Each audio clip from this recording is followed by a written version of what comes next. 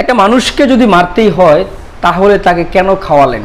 আপনারা কি প্রমাণ করতে চেয়েছিলেন যে মানুষকে খাইয়ে খাইয়ে মারতে পারেন আপনারা?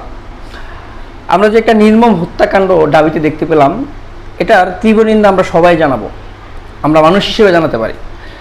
একটা ভারসাম্যহীন ব্যক্তি যার নাম তোফাজ্জল, লোকটা আপনাদের কাছে হয়তো চোর সন্দেহে তাকে মারধর করে মারতে মারতে মেরে ফেললেন।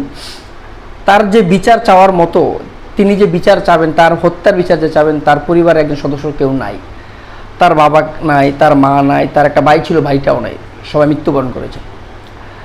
মানুষকে মারাটা কেমন যেন একটা ইজি হয়ে গেছে আমাদের দেশে। আমরা গণঅভ্যুত্থানের পরে অনেকগুলো ঘটনা দেখলাম, যেটা আইন, দেশের যে আইন একটা জিনিস, আইন নিয়ে যে আমাদের একটা জল্পনা কল্পনা থাকে, আইনের কিন্তু আইন নিজের হাতে তুলে নেওয়ার প্রবণতা আমরা অনেক দেখতে পেলাম।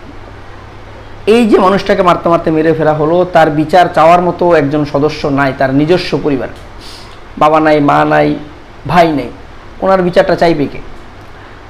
আমাদের দেশে গণপিটুনি একটা শব্দ তৈরি হয়েছে, যেটা কিনা গণপিটুনি, যে 10 জন 20 জন মিলে মানুষকে মারতে মারতে মেরে ফেলা হয়। এর বিচার হয় কি? হালকা হয়ে যায়। আমরা ইতিপূর্বে যা দেখে আসছি, এখন নতুন সরকার আমলে এটা কেমন বিচার হবে সেটা আমরা জানি না, আমরা দেখার অপেক্ষায় আছি।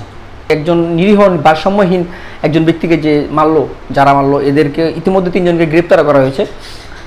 আমরা চাই এদের সর্বোচ্চ শাস্তিও।